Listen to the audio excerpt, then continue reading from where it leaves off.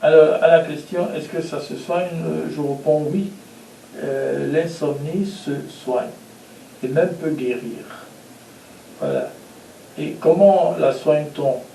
Déjà, il faut faire une consultation exhaustive pour savoir quelle est la nature de cette insomnie. Parce qu'il y a plusieurs types d'insomnie. Est-ce que c'est une insomnie psychophysiologique, c'est-à-dire une insomnie qui part des événements, d'un événement douloureux du passé?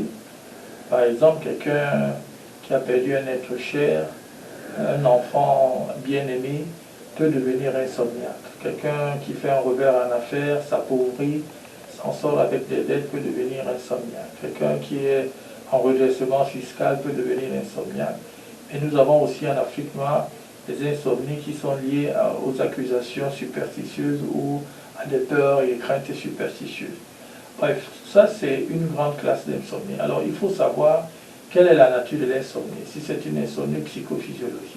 Il y a maintenant les insomnies paradoxales, c'est-à-dire les gens qui disent qu'ils ne dorment pas alors qu'ils dorment. Mais ils ne savent pas qu'ils dorment. Ils sont en hypno-agnosie ou en hypno-amnésie. Voilà, il faut savoir.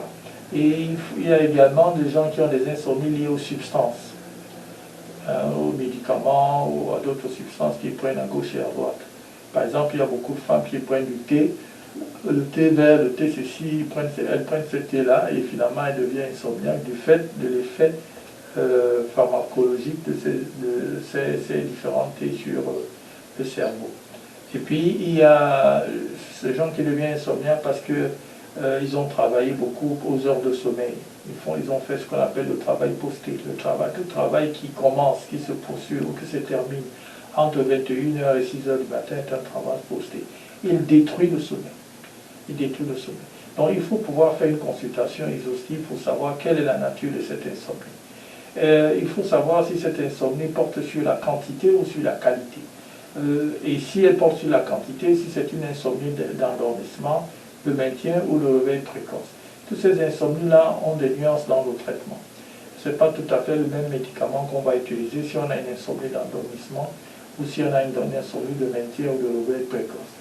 En général, les médicaments qu'on utilise sont des hypnotiques. On utilise beaucoup les antidépresseurs tricycliques hypnotiques.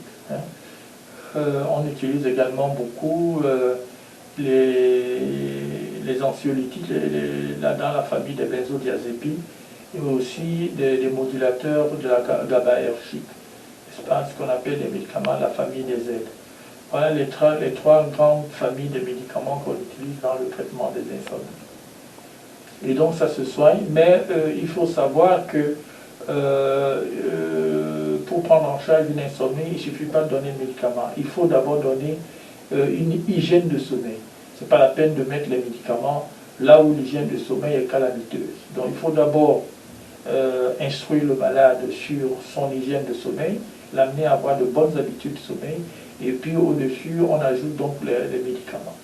Au début, les médicaments sont absolument nécessaires. Mais après, il faut pouvoir diminuer la quantité de médicaments progressivement à mesure que le sommeil naturel reprend ses droits. Et être capable de supprimer complètement les médicaments et de laisser le malade dormir par son sommeil naturel. Alors, le temps que ça prend varie d'un malade à un autre. Chez certaines personnes, on pourra rapidement commencer la réduction des médicaments. Chez d'autres, il faudra attendre parce que on n'arrive pas encore à stabiliser le sommeil. Donc la durée du traitement dépend beaucoup de la réaction du sommeil de chaque malade vis-à-vis des médicaments, son assiduité dans le respect des règles d'hygiène, son assiduité dans le suivi, n'est-ce pas, de son insomnie, parce que le malade doit revenir pratiquement à tous les mois pour que l'on voit l'évolution de son sommeil par rapport au traitement qu'il prend et voir s'il y a des modifications à apporter, etc. Donc ça change énormément. Mais le malade doit accepter le principe de commencer par les médicaments et de réduire progressivement à mesure que le traitement atteint ses objectifs.